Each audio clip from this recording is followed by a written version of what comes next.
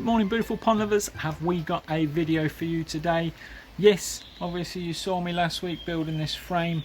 Today we are taking the net off this pond and making something absolutely amazing, if it works. The idea in my head sounds brilliant. Whether it works or not, we'll find out together.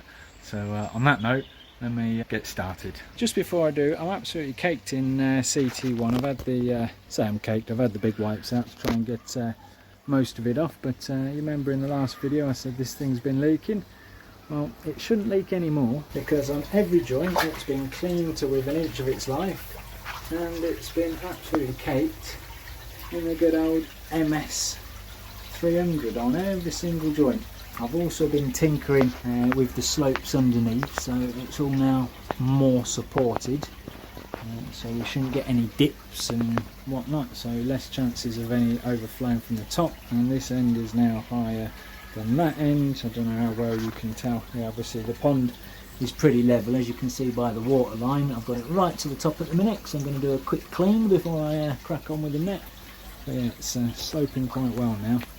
So got the strawberries and tomatoes and whatnot growing in here, and a bit of watercress, as you can see, doing really well. It's all happening in there because of this gorgeous weather we've been having. Look, it's set to 20 at the minute, but it's rising to about 22 during the day at the minute.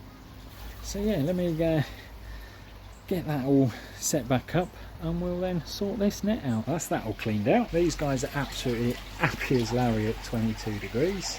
Well, 21.5 at the minute, but I'm sure it'll reach 22 by the end of the day. The new waistline that I put in the other week, that's working an absolute treat.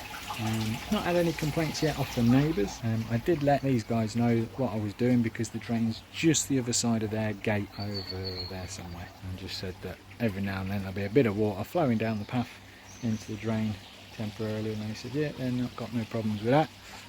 Obviously I'm already borrowing their downpipe over here for this pond. Everything's all good. So I mean, as you can see, I'm in a t-shirt today. It's not as hot today as it was the other day. I've even had the little dog paddling pool out, or the bucket I use for the dog paddling pool, but it's got a bit bent stored in the garage.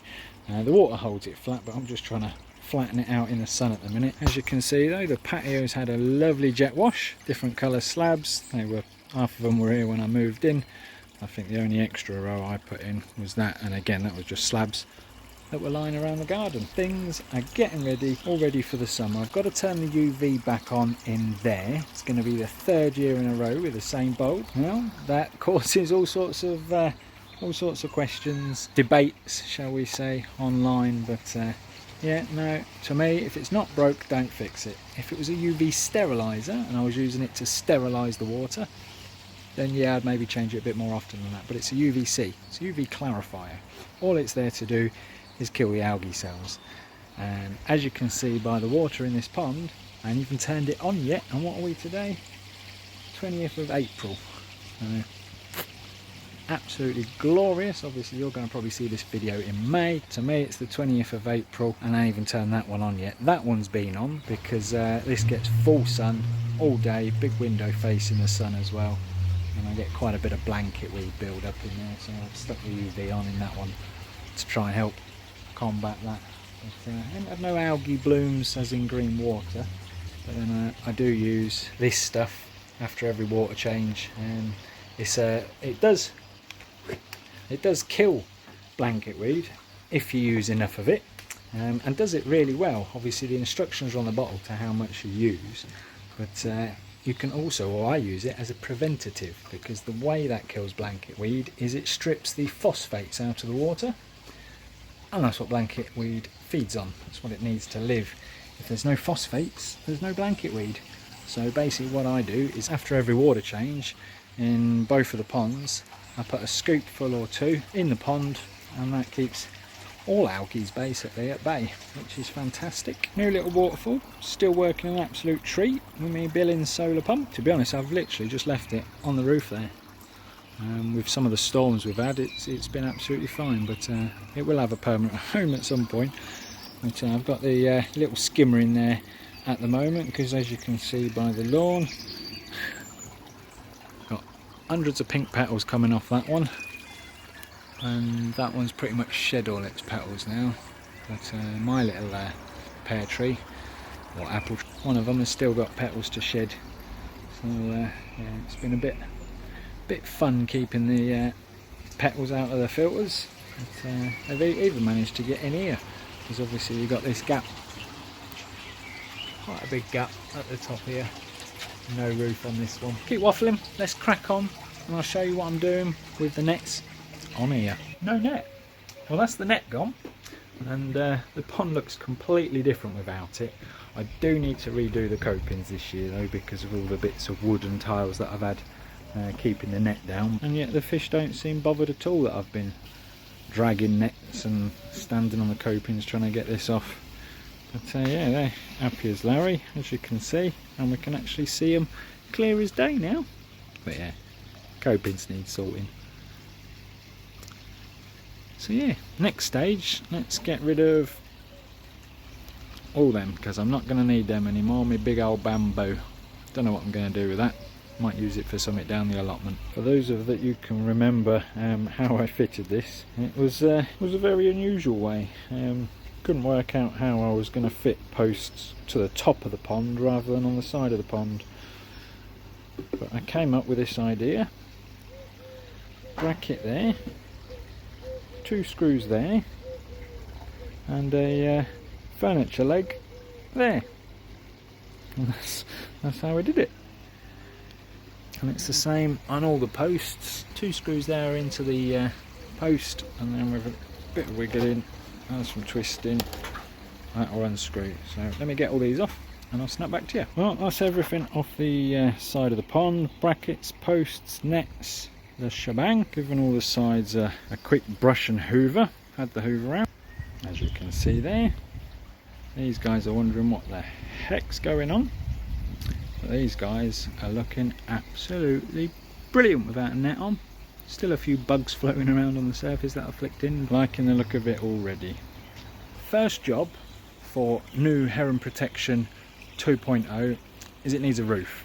Now what I'm going to do for the roof is I'm going to use the old big netting that was draped all over the pond to be a roof. I've got some nylon paracord to help support it. I'm going to get some nylon paracord across the top, and then I'll snap back to you. Well, that's the paracord up.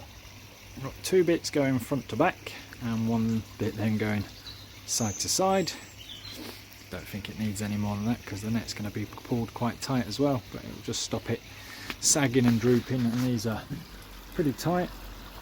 It's paracord, so it's going to last for many years, obviously that being nylon.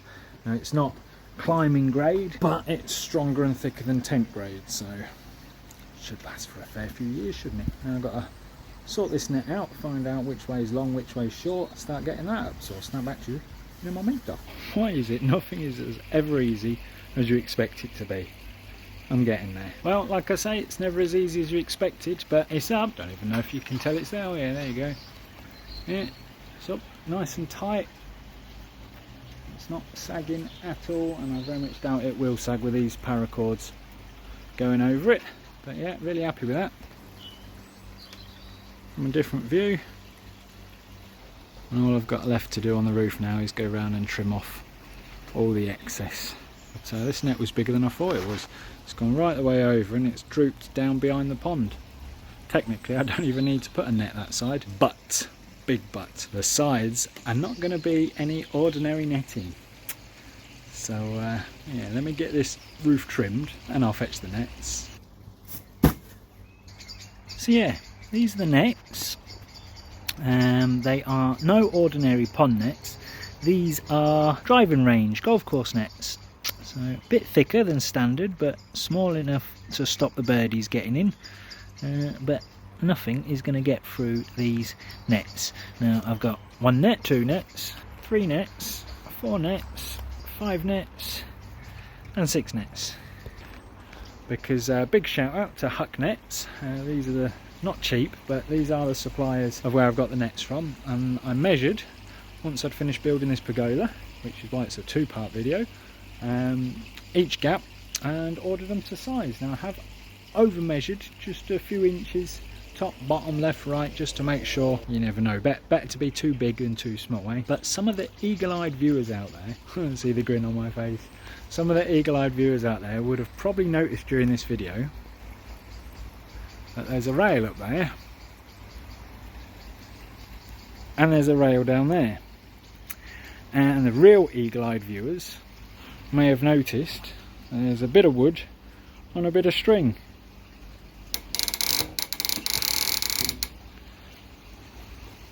And we go along this way and we do the same again.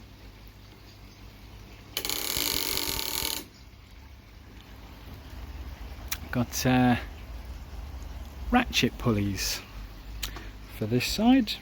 Might do ratchet pulleys somewhere else because I've got 6 more ratchet pulleys. I just need to change that hook. I bought some new bits today to swap that hook over for a better one. But yeah, so I am going to start sorting out these nets, work out which one. They've been very kind. They have wrote the measurements on each one for me, so I know which one's which. But yeah, I'm going to get them all organised and start putting a few on. So all my nets are sorted. I'm probably not going to get it finished today. It will be finished in this video for you guys, but it's already nearly 5 o'clock. As you can probably tell, it's getting a bit duller, a bit greyer. But what I've got up here, I've got sliding tracks. These slide very freely. They're gone. And what I'm going to do is each one has its own little eyelet, and as you can see in my hand, I've got some little tiny cable ties. So I'm literally going to cable tie up to each eyelet that I've put in there along there, and then make it nice and tight and cable tie it to all them ones. Snap back to you when we've got a curtain up. Well, I'm glad I ordered it a couple of inches bigger than I needed it, because basically I did about 1 inch at the top, inch at the bottom, and 1 inch per side, so 2 inches basically longer in all directions. But it's not overly tight, but tight enough, because it's got it would be the right size. I'm not saying I've ordered the wrong size or they've sent the wrong size, just I didn't want to put too much strain on the pergola and pond and whatnot, so I've pucker perfect. But anyway, it's got the little black hooks holding it in this end, and then obviously it's all on the rail, top and bottom, all the way down to the end. Now obviously this net is a lot thicker than my old net was, so obviously filming fish through this net is nigh on impossible because you lose the focus. But this net is not permanent, because we unhook it here, here, here and here, and then might need to put a little batten or something in that, I think. But either way, and obviously that will go right down towards the end,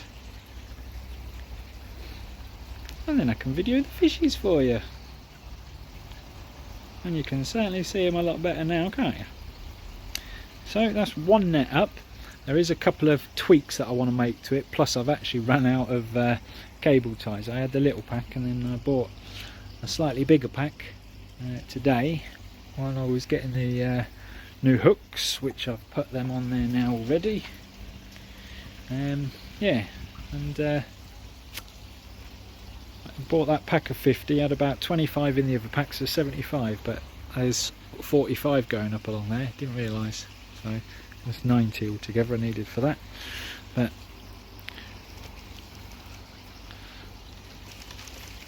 pull it back for the night, hook it up, and jobs are good. And look at that, it's pinned on that side with the big old U-nails. That side's permanent. So that just happened. I haven't finished putting all the nets up yet, and Mr. Blue Tit decided he was going to go and get stuck in there, but I'm going to have to help usher him out, because that's one of the breeding ones that's in my little nest boxes over there. So I definitely don't want them falling in the pond. Cute though. Looking for spiders. Always in the pergola eating the spiders. But because I'm stood here, obviously you don't want to come in the pergola. Phew, he's out. he's out, but we're nearly finished another net. Well, it's up. I've put so many staples in it, top and bottom. It's stapled along the top, but it's also stapled on the inside as well, so you don't have a flappy bit flapping around. But I realised after putting about 100 staples in these things don't come out easy. They're not like staple gun staples, they're heavy duty. But yeah, anyway, after putting all them staples in, realised I haven't even tried it. Should have put a couple in and see if it works. So yeah, let me put you down and we'll see if it works. Right, moment of truth. Got to put hook in there. One.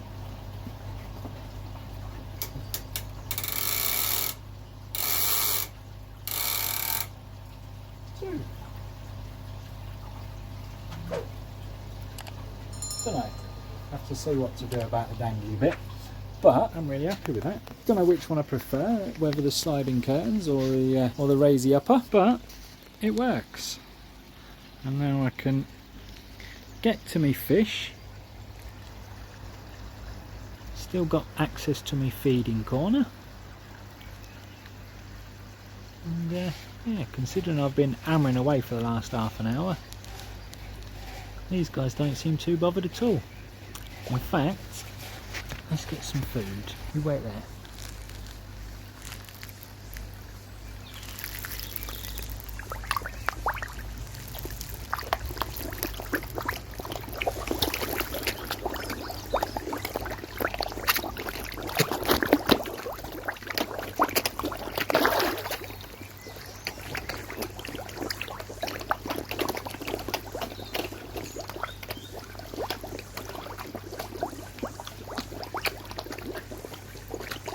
Yep, over the moon with that. I can get some better footage. I can sit by the fishies like I used to do before I had to put that horrible net on the pond. Sit on the side of the pond. Maybe a curtain would be better here. But yeah, I can sit by the side of my pond. Obviously the fish aren't bothered by me. They're all down here with me. So yeah, that's 2 out of 6 nets, so 4 more to go, but it's way gone my tea time. I am starving, so I'm going to have to leave it there. What I'm going to do just for tonight, I'm going to block off this doorway because that's the only way a heron can then get into the pond. But yeah, so far so good. So it's the end of another day, but we have an ultimate heron proof pond. Let me spin you around and I'll show you what I've done. So yeah, we're now netted all the way round. As you can see, I got the net up on this one. I've resolved the problem of all this being dangly, and I'll show you that in a minute. Obviously, net all the way around on here, and net now, not that you can see it behind the black fence, but there is a net there at the back as well. Okay, so net, as you saw earlier, on a curtain system. That one also on a curtain system, but top only. There's a couple of hooks in the bottom there, just pulling it and holding it down. We have obviously the pulley up one. We've got this one on a curtain track. We've got another pulley up one because I'm not moving that light and I like that light being there. Couldn't fit a curtain track there. And then we've got a curtain track one over here. So yeah, so with a click of the fingers we are gonna open it up. 3, 2, 1. Voila. And we're all open up. Don't you just love those YouTube magic fingers? Yeah, so let's say sliding curtain there, raise the up one there, because that's actually as high as it will raise up anyway because of where the pulleys stop. But the way I've managed to get this not to dangle all down and in the way is literally just weaves the rope in and out, and I've only done it once over here, but oh yeah, another curtain pulley over here. This one's quite clever. I might do the same to all the curtains with that one, but yeah, I've only weaved it once through the rope there, but I might do it twice because then you won't get this dangly bit as well. Fish are not bothered. Hey fishies. And then obviously the back one. It's all slid over. So yeah, no heron is ever going to get my fishies ever again, because obviously this net, as you can probably see better with this one, is at the back of a 10 centimetre, in fact no, it's more than that, because they're 10 centimetres thick and this overhangs, so I think that was 15 centimetres initially, and sanded and shaved at the edges, so probably around 13 now. There is a knot that's falling now. I probably trod on that while I was walking across it earlier. Oh well, we'll sort that out when it gets sanded and painted.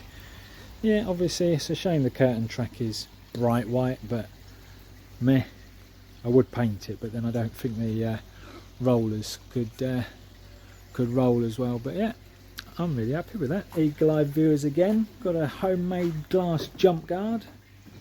I was planning to do this all the way around, but now I've got these nets, I really don't think I need to. But because I like to have this one open a lot of the time, I've made a homemade jump guard. It's not fixed down at the moment, whether I'm going to or not I'm not sure, but I mean it's pretty sturdy, ain't going to fall over with wind or anything. But obviously if Mr. Heron does come along through here, he could knock it over, but don't know, we'll see. The reason why I've put that there is because, as a general rule of thumb, that net is going to live there, because as you all know, I've said it a million times, but yeah, my windows behind me, look, are really low down, and I can see that window from my sofa. So that net will live there for 90% of the time, and then if I ever go away on holiday, the net can be brought right down in front of the window, and no heron is going to hit that glass from there. Because even if I push the window right in, I'm only just touching it now, that is a 25 centimetre coping. There ain't no way. Ain't no way. Yeah, let me show you this curtain, because this is the one that I might be doing the same to all of them with. So I've drawn the curtain again, but up here, got another little pulley.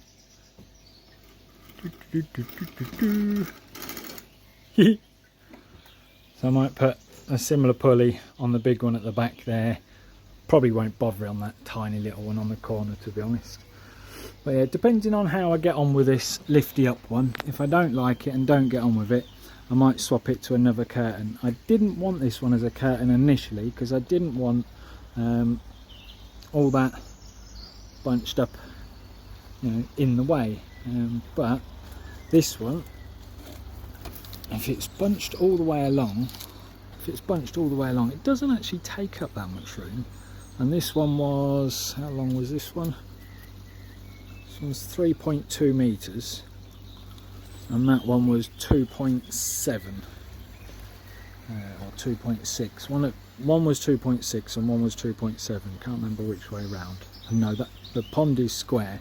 It's just the posts are not, because obviously they're attached to pergola posts, not pond posts. But yeah, obviously it's a good metre shorter, so it won't even be as bunched up as much. So yeah, might change this one for curtains. I'm going to sort this bit out so that sits up there like the other one. And yeah, just because I can't sit on this pond nicely. I can stick my head inside, but again I then can't sit up straight because it's there. But these guys ain't bothered with me sitting on the side of the pond, so when I fill it up as much as I have today, got the old trickle in trickle out going on. It's literally pretty much touches the copings. It's a millimetre off the copings, which is why they always get manky. But yeah, my trickle in trickle out system, trickle in, and then the drum, because it's at the perfect level, is the trickle out. And that goes down the waste chute and finds the waste. This I am making a permanent bit rather than half a section of guttering, but now I've finished everything project wise. on here, that's next job, because garden, apart from the mess I've made today, is nice and tidy, other than the few buckets that I need to shift. So yeah, bonsais are looking good. So we'll get that waistline. I've done obviously this waistline in the previous video. These are doing fantastic, and I'll tell you what, I've changed some of the baskets in here. Yeah, 20 odd degrees plus, these guys are hungry. But yeah, the only two that are still in the larger baskets are them two strawberries that I've moved over there. But all these ones have now got slightly smaller baskets, and because of that I've now been able to increase the flow on there. Got a beautiful flow coming out of there now, absolutely flying off the wheel. And yeah, no more leaks since I've tweaked all the underneath, but it's doing so well that I'm getting the old protein coming out the top, which was the idea and the plan anyway. I've now just got I think I've got another 90 kicking about, and just got to make something to catch the foam, which should be a problem, because as you can see it's all been, not really through this window, the windows need a clean, but it has been drooling and dripping back down the pipe back into the pond, which is kind of pointless really if you're going to have something like that. So I will be making something to catch the protein. Yeah, another day done. Got a lot to tidy up. Got so many tools out doing bits and bobs and drilling, screwing, sawing, chopping, cutting, burning, hammering. Yeah, got a lot to go and tidy up, so I'm going to crack on with that. I hope you like the Heron Proof Pond. Yes, the nets themselves are not the prettiest, because obviously they are a lot thicker than your standard pond nets, but because I can take them off for 90% of the time when I'm out here, when Mr. Heron lands on that shed roof over there and tries to come over here like he does, he ain't getting any of them ones. And we know he can't get any of them ones because they're in a solid box, So yeah, Heron Proof. How to Heron Proof your pond. Look at that. Big shout out to Huck Nets for supplying the nets. They weren't cheap, I think for all 1, 2, 3, 4, 5, 6. 1, 2, 3, 4, 5, 6, 7. All 7 nets cost me £180 with delivery. So not cheap, but not ridiculous. So, and the biggest shout out, good friend of mine Mark from the Pond College. If you haven't seen that video of my visit to the Pond College, I'll put the link up here somewhere. Absolutely fantastic place. If you want to know how to build a pond, this guy can teach you how to build a pond. But yeah, he has just recently released a book, this book, and it's already hit #1. So if you're new to the pond hobby or are thinking about building a pond, get hold of that book. To be honest, even if you're an experienced pond owner or koi keeper, still have a read of that book. Absolutely brilliant read. Absolutely brilliant. So massive shout out to Mark over at the Pond College. He's on YouTube as well. I'll put the link to his channel in the description as well. But on that note, guys, thanks all for watching. Like the video if you haven't already, and we'll catch you on the next one.